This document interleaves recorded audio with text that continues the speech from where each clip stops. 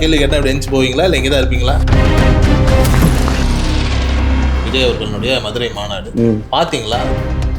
ஸ்டாலின் அங்கிள்லாம் சொன்னது அதெல்லாம் கூட பார்க்கலையா? நீங்களே விஜய் அங்கிள்னே கூப்பிடலாம்ல. தமிழ்நாடே பார்த்துருக்கோம் விஜயனுடைய ஸ்பீச். நீங்கள் பார்க்கல அப்படிங்கிறது வந்துட்டு ரொம்ப ஆணவமாயிட்டார் திவாகர். நீங்கள் வந்துட்டு விஜய் வந்து ஒரு நடிப்புன்னு ஒன்று இருக்கும். ஏன் கத்துற? சாமி முன்னாடி மட்டும்தான் சாந்தமா பேசுங்க. பாலகிருஷ்ண டைலாக் மாதிரி ரசிகையா பேசின ஒருத்தவங்க கிட்ட வந்துட்டு தவறா நடக்க முயற்சி செய்தா நீங்க அதை வந்துட்டு ஃபிளர்ட் பண்ண மாதிரி ஒரு செய்தி. நிறைய பேர்கிட்ட ஐடி ப்ரூஃப் கேட்பேன், உங்கள் ஐடி ப்ரூஃப் அனுப்புங்க அப்படின்னு. உங்கள் ஃபோட்டோ அனுப்பிச்சுடுன்னு கேட்பேன். ஒரு பொண்ணு வந்து பார்த்தீங்கன்னா ஆபாசமாக எதுக்குன்னா இதான் நம்ம அவங்களுக்கு வைக்கிற செக்கு. யோகி பாபு வந்து ஒரு பெரிய ஆக்டர், என்னோட சீனியர். டக்குன்னு என்னைய பார்த்து எந்திரிச்சா. மனசாட்சியே இல்லாமல் சொல்றீங்க. கொஞ்சம் ஓவர் கான்ஃபிடென்ட்டாக இருக்கிற மாதிரி இல்லை. கமல் இப்போவும் வந்துட்டு அமெரிக்காவில் போய் ஏஐ கற்றுக்கிட்டு வராரு. கமலுக்கே தேவைப்படுது திவாகர். இதுவே குறுகிய காலத்தில் வந்துட்டு நீ எல்லா பேரும் நம்ம மேலே பொறாமையாக இருக்காங்க.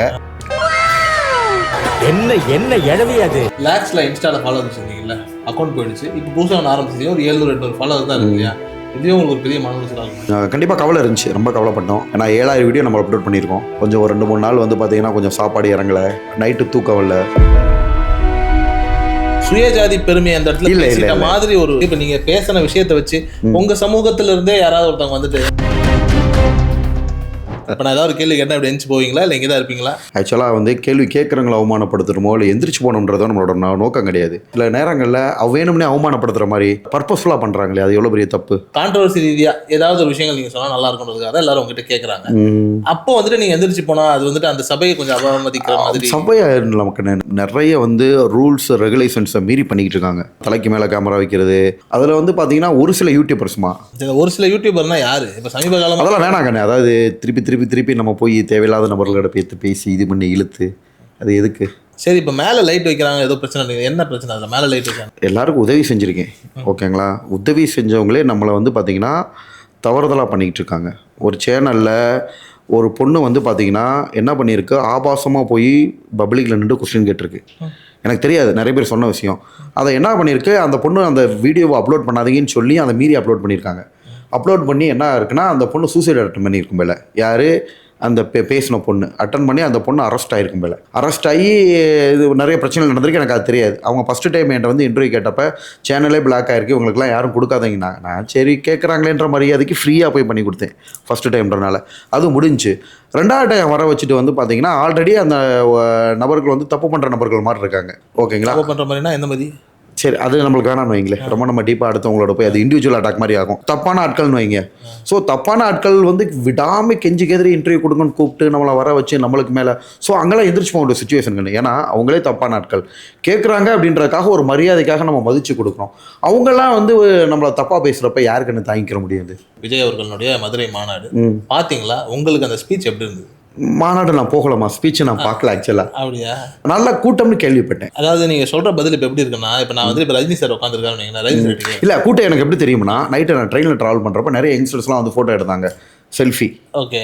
அப்போ வந்து பசங்க சொன்ன விஷயம், ஆனால் நல்ல கூட்டம்னா 30 லட்சம் பேர் நாங்கள் போனோம், அட்டன் பண்ணோம் அப்படின்ற மாதிரி சொன்னாங்க. உங்களோட ஃபோட்டோ எடுத்துட்டு விஜய் சார் இது மாநாடு இல்லை அவங்க வந்து ட்ரெயினில் ட்ராவல் பண்ண வரப்பா. இப்போ நான் இன்னைக்கு மாதிரி சென்னை வந்திருக்கேன், நேற்று நைட்டு மாதிரிலேருந்து கிளம்புவேன்.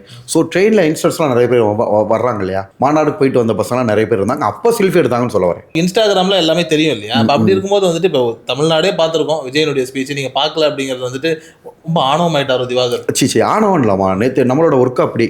நம்ம ஊரில் இருக்கிற எந்த டைம் ஊரில் இருக்கிறோமோ அன்னைக்கு தான் ஒரு 2 அல்லது 3 பேஷண்ட்ஸ் பார்க்குறோம். ஆனால் கொஞ்சம் கூட பார்க்கல விஜயனுடைய ஸ்பீச்சை. இப்போ ஸ்டாலின் அங்கிள்லாம் சொன்னது அதெல்லாம் கூட பார்க்கலையா? நான் ரொம்ப டிவி யூடியூப்ஸ் ரொம்பலாம் பார்க்க மாட்டேமா நான். சரி, ஆனால் விஜயனுடைய அரசியல் வருகை நீங்கள் எப்படி பார்க்குறீங்க? அதான் அவரோட முயற்சிமா, அவரோட கடின உழைப்பு, அவரோட முயற்சி, அவரோட நேர்மை. பொதுவாக வந்து விஜய் சாராக ரொம்ப பிடிக்கும். ஜென்ரலாக சொல்ல வரேன், அரசியலுக்கு யார் வந்தாலுமே வரவேற்கத்தக்கதான், எந்த தலைவர் வந்தாலும். பட் பர்சனலாக அவர் என்ன அப்படின்னு பார்த்தீங்கன்னா ஒரு நல்ல மனிதர். ஆளை பார்த்தாலே தெரியும் இல்லையா? அது எப்படி சொல்றீங்க? விஜய் நல்ல மனிதன் எப்படி சொல்றீங்க? ஒரு கெட்டவராக கூட இருக்கலாம்ல. அப்படின்னு நம்ம கெட்டவரெலாம் அப்படிலாம் ஃபைண்ட் அவுட் பண்ண முடியாது. ஏன்னா இப்போ நீங்கள் சொன்னீங்க இல்லை, நிறைய விஷயம் சொல்லவாமா. பசங்களை நாங்கள் சின்ன வயசுலேருந்தே பார்த்துக்கிட்டு இருக்கோம். சின்ன வயசில் நான் படித்த ஸ்கூலில் வந்து ஒரு பையன் சூசைட் பண்ணிக்கிட்டான். திருப்பாச்சி படம் அவங்க அம்மா அப்பா வந்து பார்க்க போக விடலைன்ட்டு. அப்போ அவங்க வீட்டுக்கே அவர் டைரெக்டாக போயிருக்கார். போயிட்டு இது பண்ணிவிட்டு அட்வைஸ் பண்ணிட்டு போயிருக்கார். திருப்பாச்சி படம் வரும்போது நீங்கள் ஸ்கூல் படிச்சிருந்தீங்களா? ஆமாம். ஓ கரெக்ட் 2003 அந்த டைம்லாம் ஸ்கூலில் தான் படிக்கிறேன். அப்போ என்னோட 2 வருஷத்துக்கு சின்ன பையன். அந்த பையன் பேர் கூட எனக்கு மறந்து போச்சு. அந்த படத்துக்கு வீட்டில் அம்மா அப்பா காசு கொடுக்கலன்னு கொடுக்கலன்னு அந்த பையன் சூசைட் பண்ணிக்கிட்டாமா. அப்பா டேரெக்டாக அவங்க வீட்டுக்கு வந்து நிறைய அட்வைஸாக பண்ணிட்டு போனாராம். அப்போ கூட கேட்டேன், என்னப்பா விஜய் சார் என்ன சொன்னாருன்னு. அவங்க க்ளோஸ் சர்க்கிளில் சொல்கிறப்ப, என்ன இப்படி படிக்க வேண்டிய பையன் இப்படி பண்ணிட்டான், முதல்ல அவன் லைஃபு படிப்பை பார்க்கட்டும், அப்புறம் தான் ரசிகர்கள் சினிமாலாம் அந்த மாதிரி அட்வைஸ் பண்ணிட்டு போனாராம். அப்போ விஜய் சார் வந்துட்டு திருப்பாச்சி பண்ணும்போது நீங்கள் ஸ்கூலில் இருந்தீங்கன்னா நீங்களே விஜய் அங்கிள்னே கூப்பிடலாம்ல? விஜய் சார் நீங்கள் விஜய் அங்கிள்னே கூப்பிடலாம் அப்படின்னு சொல்ல முடியாதுமா. ஆக்சுவலாக விஜய் சார் படம் வர்றப்பலாம் நாங்கள் ரொம்ப காதலுக்கு மரியாதை வர்றப்பலாம் ரொம்ப சின்ன பசங்கம்மா. அந்த படத்தோட ப்ரொடியூசர் எங்களுக்கு சொந்தக்காரர் சங்கிலி முருகன் சொல்லிட்டு, காதலுக்கு மரியாதை படம் அவர் மதுரைக்காரர் தான், எனக்கு ரொம்ப சொந்தம்னு வைங்களே. அவர் சார் வந்து அந்த சங்கிலி முருகன் அவர் எனக்கு அவர் வந்து படம் எடுக்கிறப்பயே பெரியப்பாவா முறைக்கு சொல்ல வரேன். முறைக்கு நிறைய பேருக்கு வருமா. அப்போ என்ன விட சின்ன பசங்க என்னைய சித்தப்பான்னு கூப்பிட்ற முறை வரலாம், முறைகள்னு ஒன்று இருக்கு இல்லையா. இப்போ என்ன விட நான் சின்ன பையனா அவனை போய் நான் சித்தப்பான்னு கூப்பிட்ற முறை வரும், இல்லை ஐயான்னு கூப்பிட்ற முறை வரும். அந்த மாதிரி முறைகள் வந்து அந்த மாதிரியான முறைகள் வரும். இப்போ காதலுக்கு மரியாதை படம் வர்றப்பே நாங்கள் ரொம்ப சின்ன பசங்க. அதனால் 90 எப்போ இருக்கும்? 97 98 போல இருந்துரும். 97 இல்லைம்மா, இல்லை 97 தான் இருக்கும் நினைக்கிறேன். 97 98 இருக்கும். 97 தானா? ஆமாம் 97 ஸ்கூல் தான், பிரைமரி ஸ்கூல் தான் நாங்கள் படிச்சுட்டு இருக்கோம். பிரைமரி ஸ்கூலில் படிச்சிருந்தேன். ஆமாம் 3rd ஸ்டாண்டர்ட் படிக்கிறேன். கரெக்டாக தான் நான் சொன்னது கரெக்டாக தான். 3rd ஸ்டாண்டர்ட் படிக்கிறப்பே அந்த படம் வந்துருச்சு. சிறப்பு. சரி, இப்போ வந்துட்டு இந்த காதல் படங்கள்லாம் பார்த்து வரீங்க. இன்னைக்கு வந்துட்டு விஜய் வந்து நல்ல மனிதர் அப்படின்லாம் சொல்றீங்க இல்லையா? இப்போ அவருடைய ஒரு நடிப்புன்னு ஒன்று இருக்கும், நீங்கள் அதை பார்த்து வந்துட்டு இன்ஸ்பயர் ஆகிருப்பீங்களா? விஜய் சார் படம் பண்ணி கட்டவா? ஏன் கத்துற? சாமி முன்னாடி மட்டும்தான் சாந்தமா பேசுவேன், சாக்கடை முன்னாடி இல்லை, பேயாம நெல்லு. இந்த டைலாக் ரொம்ப பாலகிருஷ்ண டைலாக் மாதிரி இருக்கு. நம்ம வயசுல நம்ம பண்றோமா, அவர் சாரோட வயசுல பண்றாரு. விஜய் படம் தான் இல்லையா? அது வேட்டைக்காரன் தானே அது? டைலாக் பிடிக்கும். ஆமாம், சம்திங் படம் பேர் ஞாபகம்ல. அண்மை காலமாக வந்துட்டு யாரோ உங்ககிட்ட ஃபோனில் மெசேஜ் பண்ணியிருக்காங்க. மெசேஜ் பண்ணும்போது வந்துட்டு நீங்கள் அவங்ககிட்ட ரிப்ளை பண்ணியிருக்கீங்க. அது வந்துட்டு கொஞ்சம் ஃபேக். அது ஓப்பனாக சொல்லாங்கண்ணே, நீங்கள் கேட்குற சூப்பர் தான். அது வந்து டோட்டலாக ஃபேக்குன்னு தெரியும். அது ஒன்று மட்டும் ஃபேக் இல்லை. என் ஃபோனை எடுத்து தரேன் பாருங்கள், 1008 ஃபேக் வரும். சார் உங்களோட ரீல்ஸ் எடுக்கணும்னு ஆசை, உங்களோட நடிக்க வரணும்னு ஆசை, அந்த மாதிரி நிறைய பேர் நம்மளுக்கு மெசேஜ் அமைச்சிட்டு தான் இருப்பாங்க. நான் யாரையுமே கண்ணில் பட்டவரையும் எல்லாருக்குமே ரிப்ளை கொடுக்குமா, அப்படியே அப்பாச்சேரி வந்து எடுத்துக்கப்பா அப்படின்னும். அது வந்து என்னன்னா ஃபேக் ஐடியிலேருந்து ஃபேக்காக வர்றாங்கன்றது நம்மளுக்கே நல்லா தெரியும். அடுத்த வட்டம் நம்ம பேச்சை நிப்பாட்டிடுவோம் ஃபேக்குன்னு தெரிஞ்சதுக்கப்புறம். அப்போ என்ன பண்ணனா, சார் மைசூரில் வந்து ரீல்ஸ் எடுத்துக்க. மைசூர்லேருந்து யாரும் ரீல்ஸ் எடுக்கணும்னு கூப்பிட மாட்டாங்க. நான் மைசூரில் வர முடியாது. ஆமாம் மைசூர் வர முடியாது பையனே. அடுத்து என்ன பண்ணுது, எனக்கு சொந்த ஒரு பாலக்காடில் வந்து நீங்கள் ரீல்ஸ் எடுத்துக்காங்க. நாங்கள் சரிப்பா, நான் பாலக்காடு பக்கம் வந்தால் நீங்கள் ரீல்ஸ் எடுத்துக்காங்க. அவ்வளோதான், அதோட கட் பண்ணிட்டேன். நிறைய பேர்கிட்ட ஐடி ப்ரூஃப் கேட்பேன், உங்கள் ஐடி ப்ரூஃப் அனுப்புங்க அப்படின்னு. ஆதார்லாம் கேட்பீங்களா? அப்படி இல்லைம்மா, ஐடி ப்ரூஃப்னா ஒன்றும் இல்லைம்மா, சார் நாங்கள் இந்த காலேஜில் இருக்கோம், எங்கள் காலேஜுக்கு சீஃப் கெஸ்ட்டாக வாங்கன்னுவாங்க. அப்படியாப்பா கேட்டால் நான் ஸ்டூடெண்ட்னுவான், பேசுகிறதுலே தெரியும் ஃபேக்குன்னு. ரொம்ப சந்தோஷம் தம்பி, உங்கள் ஐடி கார்டு அனுப்பிச்சு விடுங்கன்னு. அடுத்த ரவுண்ட் பேச மாட்டான். அப்புறம் வந்து பசங்களே பொண்ணு ஐடியில் மாதிரி ஃபேக்கில் வருவாங்க, உங்கள் ஃபோட்டோ அனுப்பிச்சு விடுன்னு கேட்பேன். எதுக்குன்னா இதான் நம்ம அவங்களுக்கு வைக்கிற செக்கு. அடுத்த ரவுண்ட் ஃபோட்டோ அனுப்ப மாட்டான்.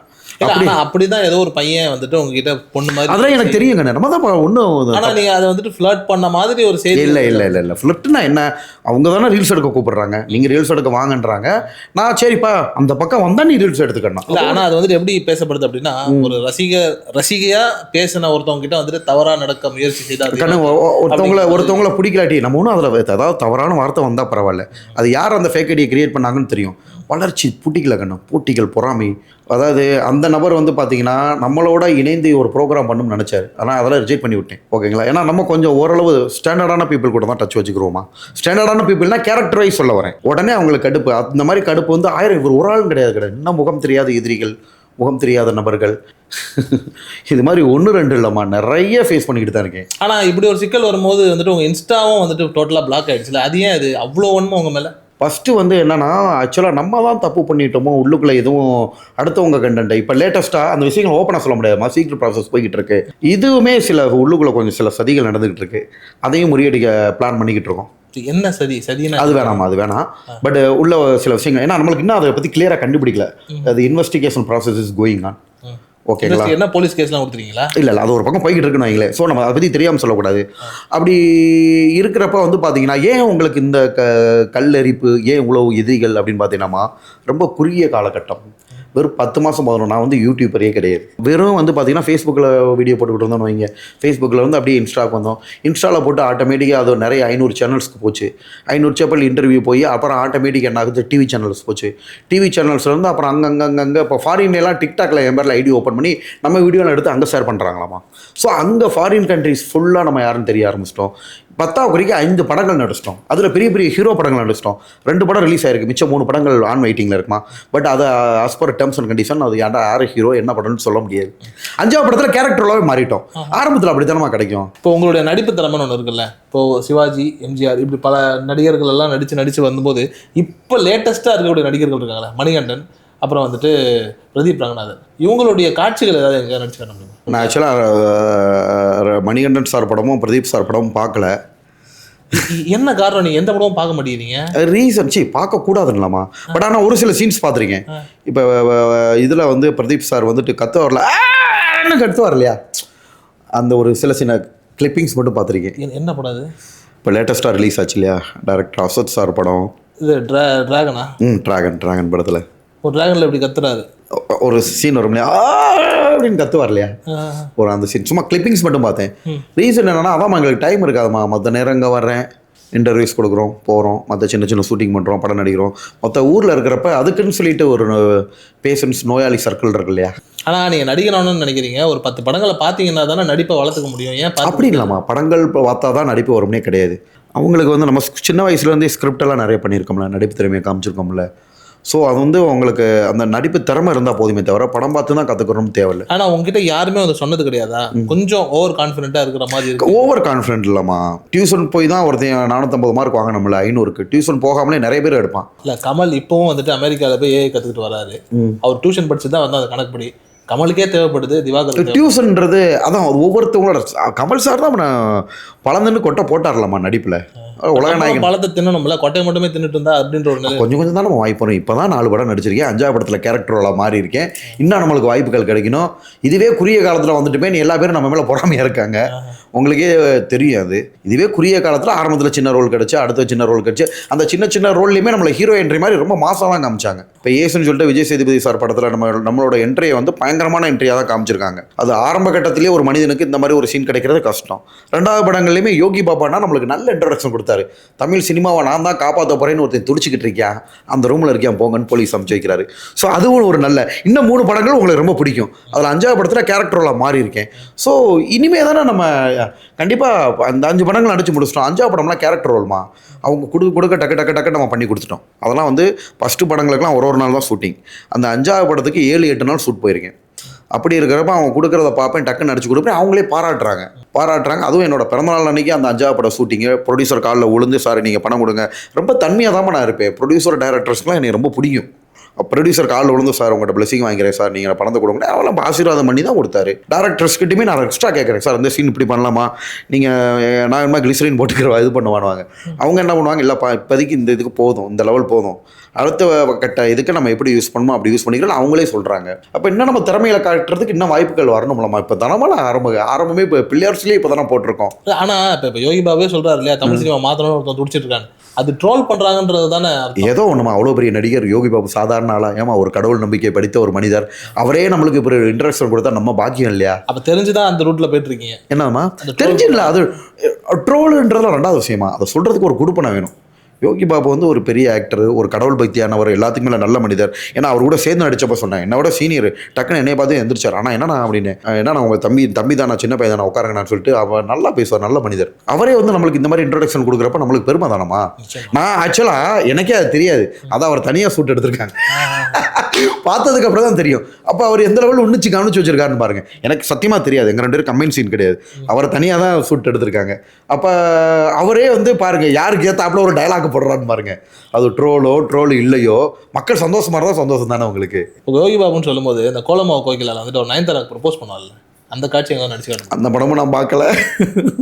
நீங்கள் தமிழ் சினிமாவில் எந்த படமும் பார்த்து, ஹிந்தி படம் ஏதாவது பார்த்துருப்பீங்களா? இல்லைம்மா, ஹிந்தி படம் ஜவான் பார்த்துருக்கீங்களா? அதெல்லாம் பார்க்கல. நீங்கள் பார்த்த படம் சொல்லுங்கள். பார்த்த படம்லாம் சொல்லவா? காலேஜ் ஃபஸ்ட்டு போனோடனே மலை படம் பார்த்தோம். மலை ஏதாவது பார்த்துருப்பீங்க.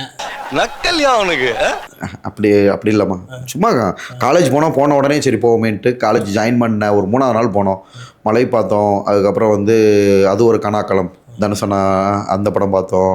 அதுக்கப்புறம் வந்து பார்த்தீங்கன்னா வில்லங்கமான படமாக தான் இருக்குது.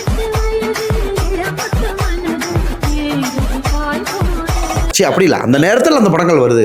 அப்புறம் யாரடி நீ மௌனி பார்த்தோம், அப்புறம் ஜில்லுன்னு ஒரு காதல் பார்த்தோம், அப்புறம் இம்சை அரசன் அது காலேஜ் ஃபர்ஸ்ட் இயர் படிக்கிற வந்துச்சு. அப்புறம் சிம்பண்ணா படம் சரவணான்னு ஒரு படம் வந்துச்சுல, சரவணன் வரல, அந்த படம் பார்த்தோம். அதில் ஒரு சம்முன்னு ஒரு டைலாக் அதை வேணா பேசி கேட்டுங்களேன் பார்ப்போம்.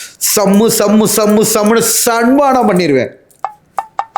இந்த படத்தை பார்த்துருக்கீங்க நம்புறோம். இப்போ ஒரு பொண்ணு உங்க எதிர்க்க இருக்கு, அந்த பொண்ணுக்கு நீங்க ப்ரப்போஸ் பண்ணணும். அந்த பூமிகா டைலாக் அப்படியே கற்பனை பண்ணிட்டு ஒரு எமோஷனலா அழுது, அதான் அந்த டைலாக் குத்துமதி ஒரு பொண்ணு வந்து அழுது, ஒரு பொண்ணு வந்துட்டு இருக்கு, இல்ல நீங்க அழுவுறீங்க, பொண்ணு எதிரில் இருக்கு, அழுது ப்ரப்போஸ் பண்ணணும். நான் அழுது ப்ரப்போஸ் பண்ணா 7J ரெயின்போ காலனி மாதிரி பண்ணிடுவோம். போகாத கீதா ப்ளீஸ், போகாத Geetha please, I love you Geetha. Ravi Krishna மாதிரி பண்ணிருக்கீங்க. ஆமா, சரி அப்படியே காதல் கொண்டேன்ல அந்த திவ்யா தனுஷ், திவ்யா காதல் கொண்டேன். அதுனாங்க காதல் கொண்டேன். சும்மா அவர் கையில ஒரு ஸ்டெப் இப்படி போட்டு எடுப்பாரு. பம்பரம் போடுறீங்க. சரி, நிறைய பம்பரம் போட்டிருப்பீங்களோ? பம்பரம் வருதுலாம் இல்லை. ஆமா, பம்பரம்லாம் தெரியாதுமா. பம்பரம் கோலி அந்த இதெல்லாம் கோலி சோடா இல்லை, கோலி. சரி, இப்போ வந்துட்டு இப்போ அஜித் விஜய் இவங்கெல்லாம் இருக்காங்க இல்லையா, இவங்களுடைய படங்கள்ல நீங்க பார்த்து ஒரு காட்சி எங்களுக்காக பண்ணி காட்டணும்னா என்ன படம்?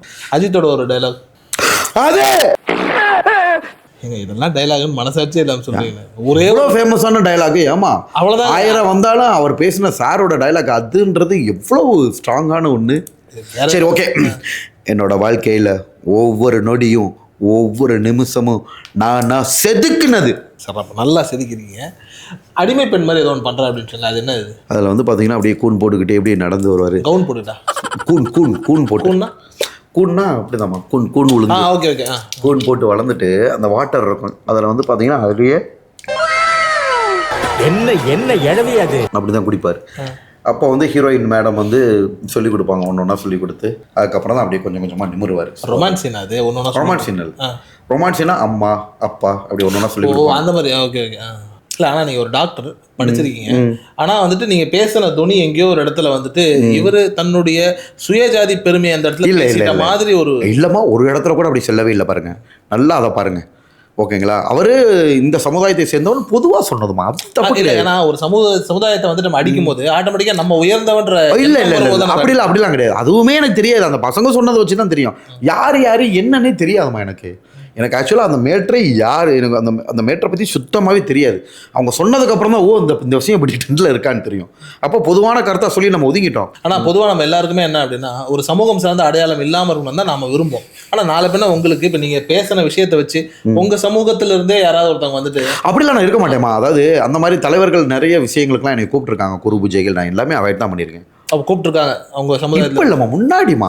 இப்போ இருந்து இல்லை, அது எது இப்போ முன்னாடி இருந்தோ வரும். ஃப்ரீடம் ஃபைட்டர்ஸ், சுதந்திர போட்டா தியாகின்ற முறையில் வாங்க, அந்த இதுக்கு நாங்கள் போகவும் மாட்டோம். ஏன்னா அதெல்லாம் ரொம்ப ரஷ்ஷாக தான் இருக்கும். பெரும்பாலும் அரசியல் கூட்டங்களே தவிர்ப்போம். அரசியல் கூட்டங்களோ அல்லது வந்து இந்த மாதிரி விஷயங்களோ தவிர்த்துட்டு நம்ம வீடு வேலை அந்த மாதிரி விஷயங்கள் தான் பண்ணிக்கிட்டு இருப்போம்.